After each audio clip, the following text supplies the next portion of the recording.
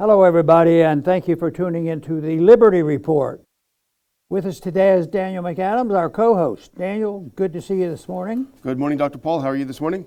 Doing well. Yeah. Thank you. I hope you don't have a lot of Facebook stock because you might be having to eat some mac and cheese tonight. Can you imagine that? We do want to talk about Facebook a little bit, but what astounds me is, I think it's a year ago, somebody said, "Oh, it's worth $1 trillion," and I kept saying, well, would it be worth $1 trillion if we had a sound monetary system? It's the thing they call inflation, real inflation, because there's too much money. And also there's malinvestment, people putting stuff into other places.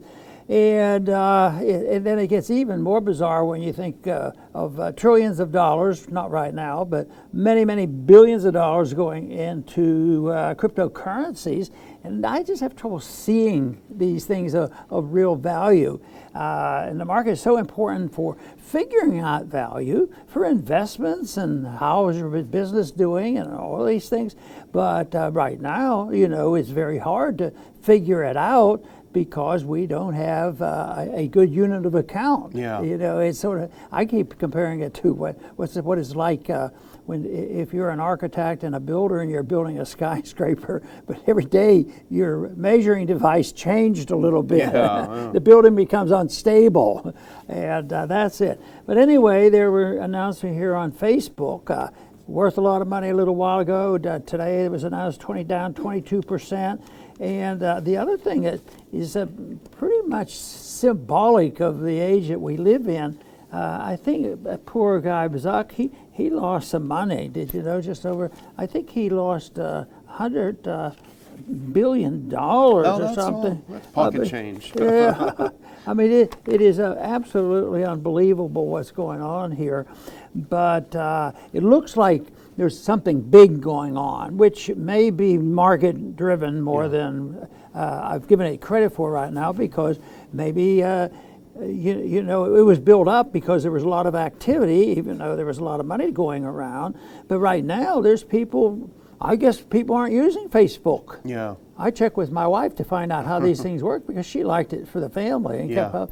I said, "Do you use it as much as that?" She says, "No, she'll correspond." But there was a time when there were people with lists and they'd correspond. It was fun. And of course, then I think the greed crept in because they had the numbers and there was people and their addresses, and they would make some money by using those lists for people involved. But then the real mess started when they became partners with the government. If the government needed information, there was no trouble getting it. But what about, I think it was Facebook that actually did some investigation and offered it to the FBI and said, "Hey, you better look at these people. They might be suspect." I think since that announcement, things have been not good for Facebook. Yeah, I think so too. And let's put on these first couple of things, because just look at it on graphic form. A massive decline. They're down 23%. The shares are down 23% from Tuesday's close. I don't know what happened. There we go. So you can see that massive, massive drop. It's the second largest drop in their history. And let's look at the next one. This is from The Guardian. Overnight trading wiped $65 billion from the value of Facebook and Instagram owner. He lost $65 billion. I get a little upset if I lose $1 or $2 in the couch, Dr. Paul. I've never lost $65 billion in the couch, thankfully. And as you say, well, why is it? There are a number of factors, and we can't claim to know exactly what it was. Obviously, the economic downturn may be affecting advertisers. It may just not be as trendy anymore. As you say, Mrs. Paul is not that interested. Young people are not that interested anymore. But as you also point out, there's another reason. Let's look at this next one, because this is what you suggested. And we talked about this on the show a while ago, and this is not long ago. Facebook gives FBI private messages of users discussing the Capitol Hill riot. So this is not discussing it like, hey, let's blow up the Capitol. No, this is you and Aunt Millie saying, that didn't really seem like an insurrection to me. Boom, off to the FBI. Aunt Millie's going to the slammer. She was really using bad words. Exactly. So that's the thing. People tend to not like being reported to the FBI for having innocent conversations that are not illegal with others. And so them doing that, I do think that had it. That and the entire cancel culture that's taken over Facebook. If you happen to say anything outside the always moving community standards, never settled, then you can find yourself disappearing. And I'll have a concrete example very close to home in a little bit. You know, I was going to bring up the subject of Netflix. Yeah. But you haven't. Well, I was going to show a concrete example of Facebook okay, then, because it's also a similar, and that's the theme of woke. But I did something to show in very graphic form what happens with Facebook when they have cancel culture and they kick people off. And this is I'm showing this is private, but this is the back end of the Ron Paul Institute's Facebook page, business Facebook page. Page quality, your page is at risk. Don't lose your page. Your page is at risk due to continued community standards violations. Any additional violations could get your page taken down permanently. We have never gotten a warning with a specific post that we have made that was in violation of their community standards. They have never contacted us and said, this post is in violation, please take it down. If you disagree, then please let us know and we'll look at it. Leave that up, please. And it says that an admin shared a post that goes against the rules. They did not tell us what the post was or anything about it, nor did they contact us. And let's do the next one. This is from our same page. This is a graphic example of what happens. Your page is restricted because it didn't follow community standards. We know we're not always right. If you think we got it wrong, you can disagree with our decision and in some cases get the restriction removed. You cannot disagree because if you click on that, it does not go to a place where you can disagree. It goes to their boilerplate of what might happen if you've gone against the standards. So not only are they threatening to take down our page, they have never had a violation. In fact, you remember a little while ago, they pulled this garbage with us before and they said, oh, we were mistaken. I'm sorry, that wasn't a violation. So we've never had a violation on the books. And I personally have had my own page, as our viewers know, taken down. I cannot log in. I cannot do business. I'm the business manager of our page. I can't, maybe this is why the revenue's down. I can't buy ads for the Ron Paul Institute anymore because they won't let me even log in, and they've never told me what I've posted that's wrong.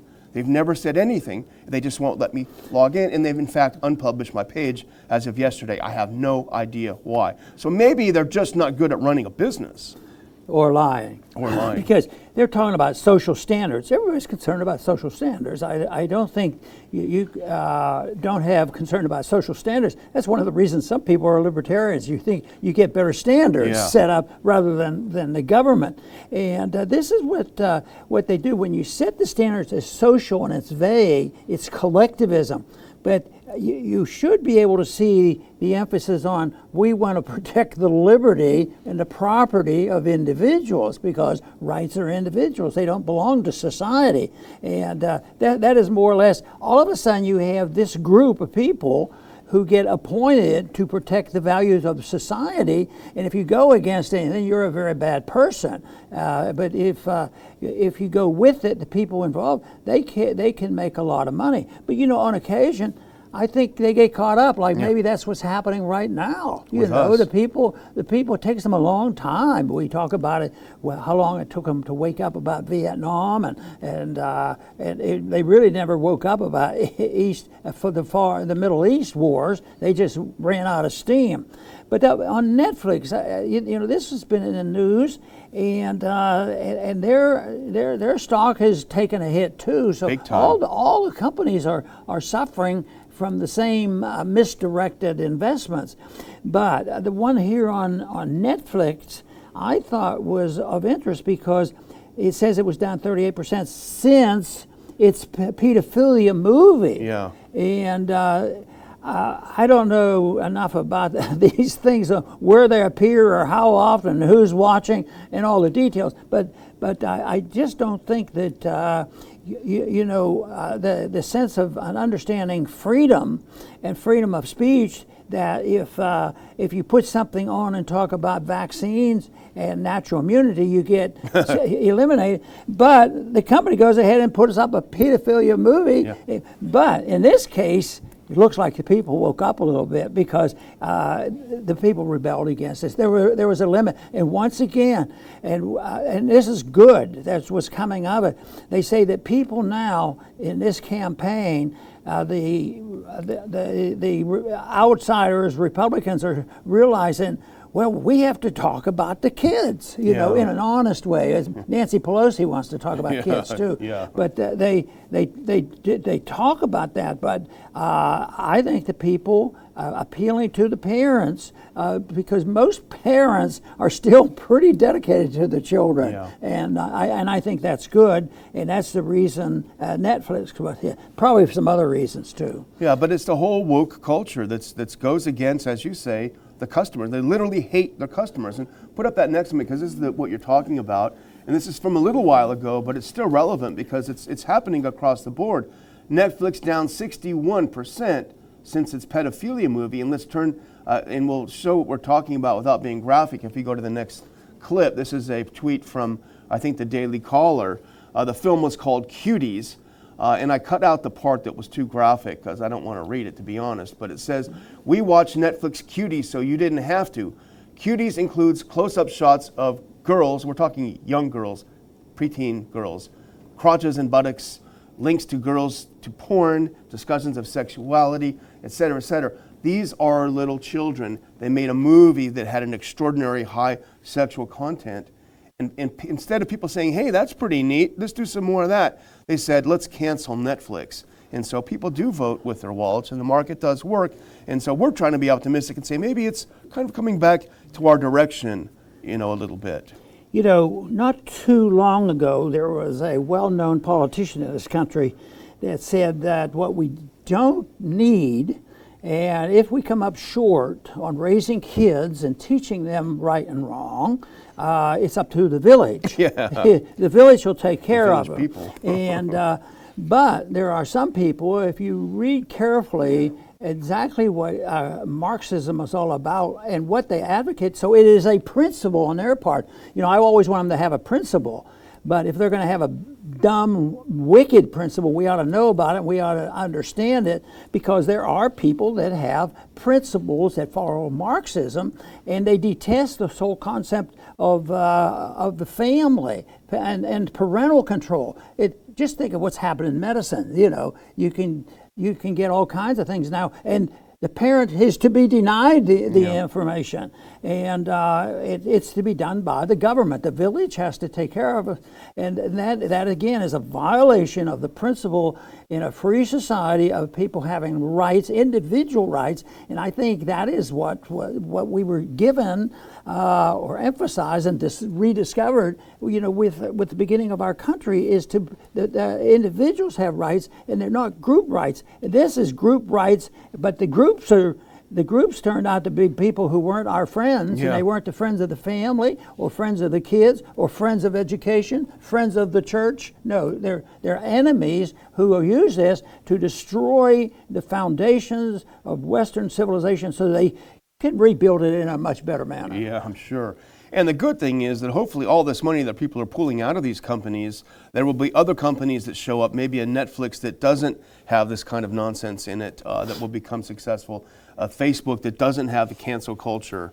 And as you say, if you violate the standards, that's one thing, but if the standards change every day, there's no way you can keep up with it because they never tell you what the standards are.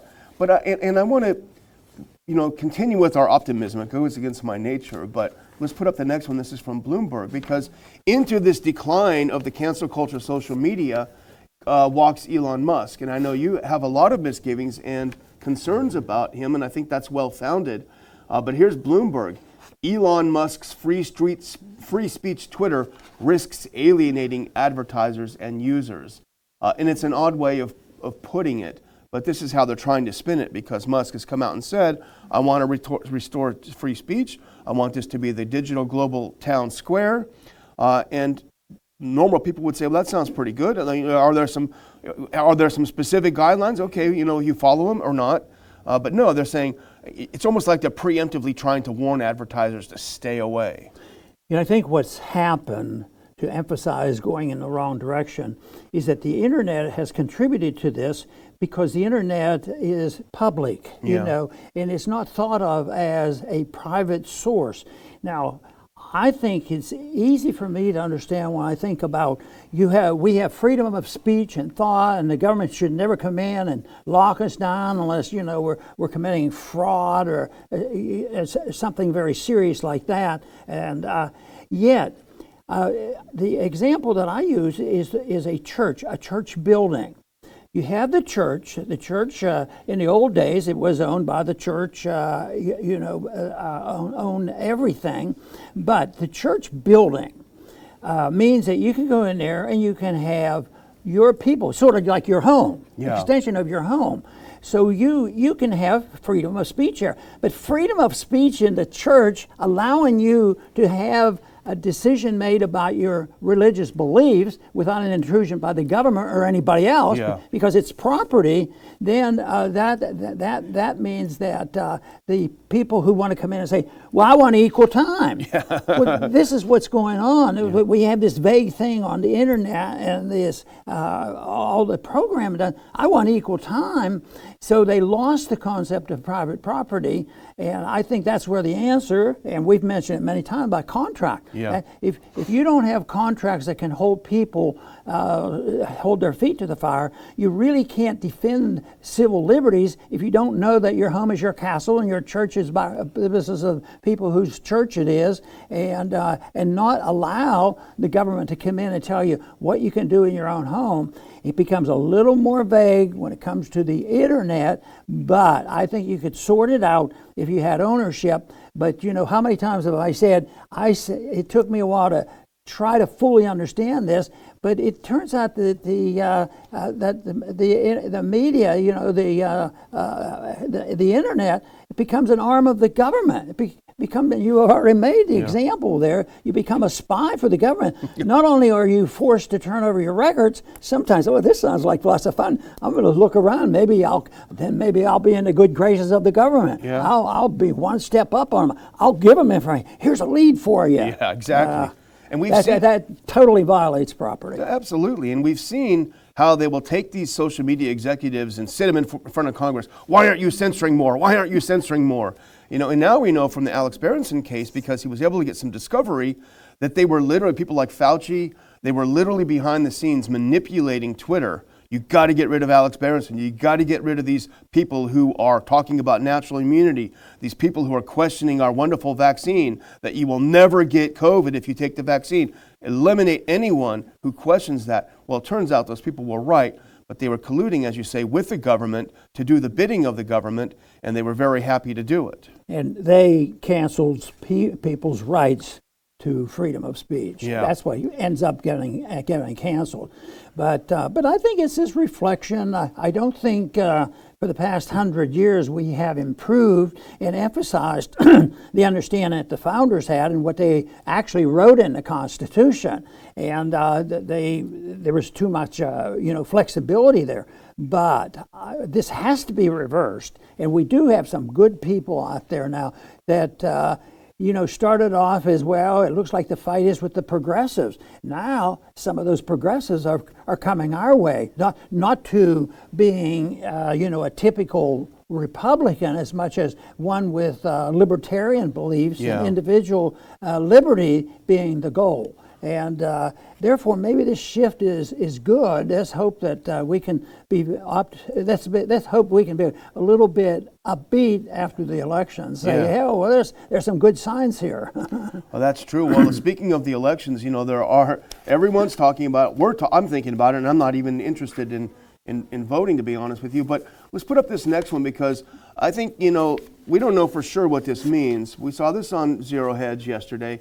And I think it's cause for concern. After sending out 240,000 unverified ballots, Pennsylvania now warns of delays in counting midterm votes. They're saying it may take a few days after the election for the state of Pennsylvania to announce who won in these different races. And I'll say, Dr. Paul, as a former election observer, that is an absolute red flag. I know I've said it before, but I monitored elections in Albania with dirt floors. Somehow they were able to, the same day, tell us who won. So why, with all of our technology, it's going to take a few days to tell us who won? And I'm not buying it at all. And you asked me before we started to check into what they mean by unverified.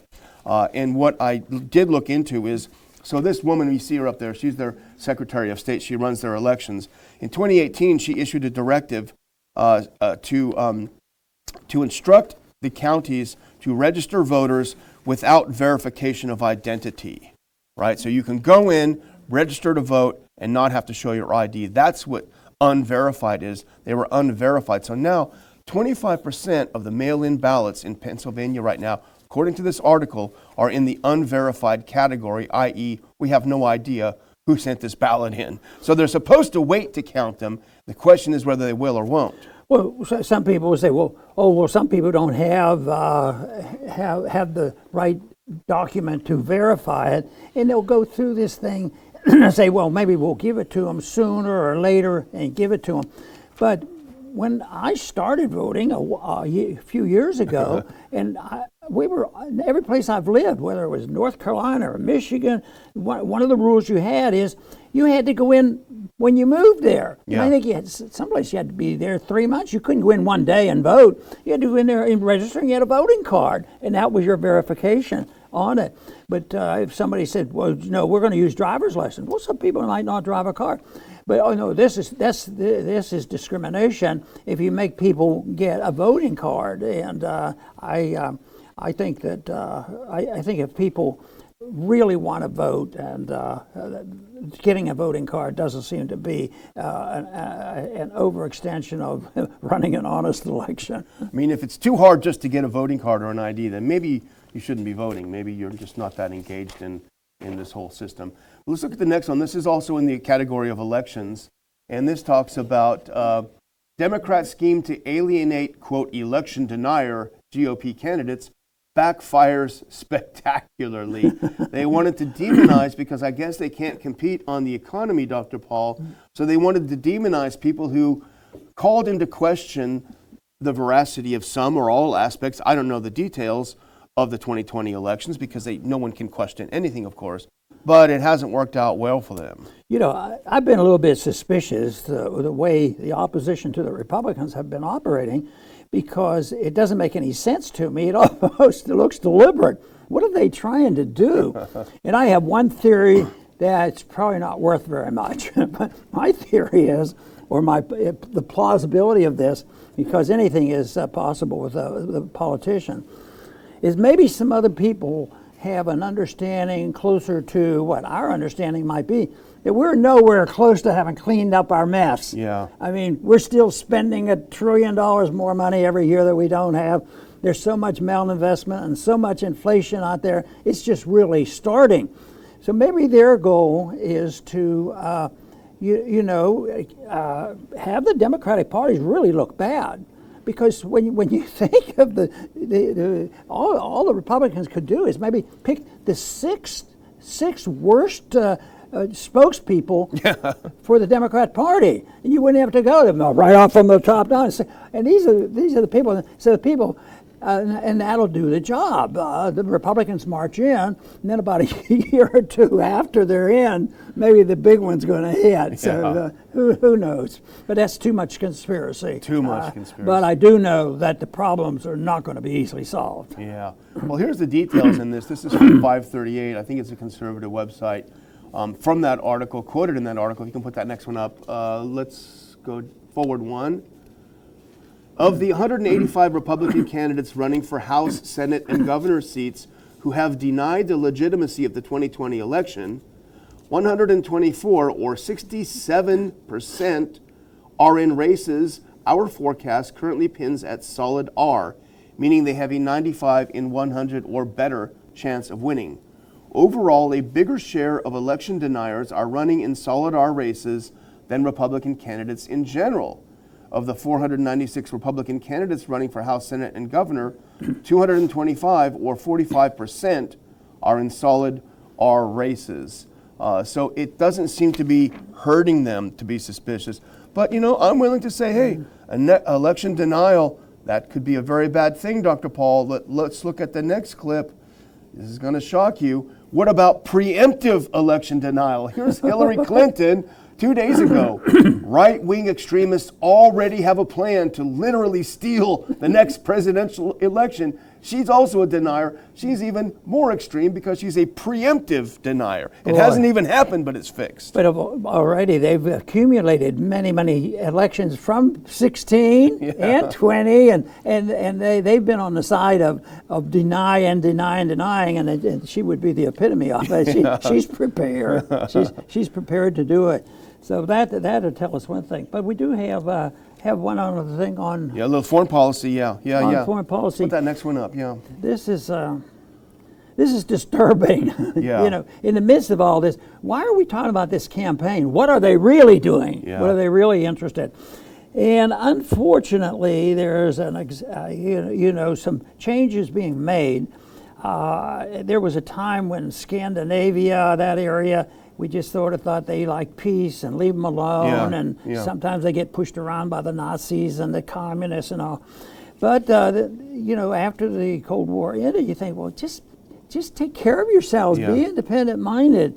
And of course, Sweden had a very good reputation at one time. Their effort, at least on the surface, wanted to stay neutral on things. They didn't want to send their kids off to some distant place and get killed. But now, the people in Finland now are willing to host NATO nuclear weapons on the border with Russia. Remember after the Cold War, and we talked about, the eastern part of Europe, people that shouldn't have done it, but they were immediately grab a hold. They wanted the Americans to come and put the weapons in and protect them, not realizing they become more vulnerable with that. They're put themselves right out in the front line. Now you talk about the front line. Why in the world? Just technically speaking, so Finland has nuclear weapons put in there if they have their desires fulfilled. And what kind of defense does that give? It's all negative as far as I'm concerned. And right now, we haven't thought that Russia was going to do to England what they didn't make a claim to Finland as they have for the Ukraine. Well, I think this is Dave DeCamp again from antiwar.com who did this piece. But I have two quick thoughts on it. The first, this is an absolute evidence for why NATO should have been disbanded in the first place. There is no way that we need to go to nuclear war with Russia over missiles on Finland's border with Russia. Why would we sacrifice our cities? And this is something that Pat Buchanan has always been so good about. Why would we sacrifice Kansas City for Helsinki?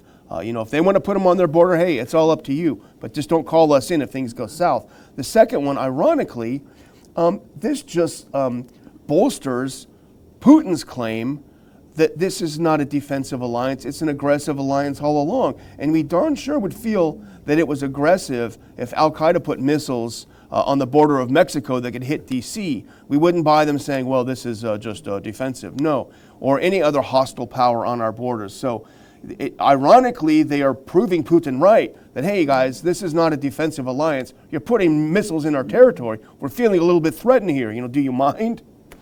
Well, they've already put themselves in this position because we more or less had agreements, and there was an understanding that we wouldn't do this, that NATO was not going to do it, and that's why it should have been disbanded before it was organized. But they didn't do that, so they see.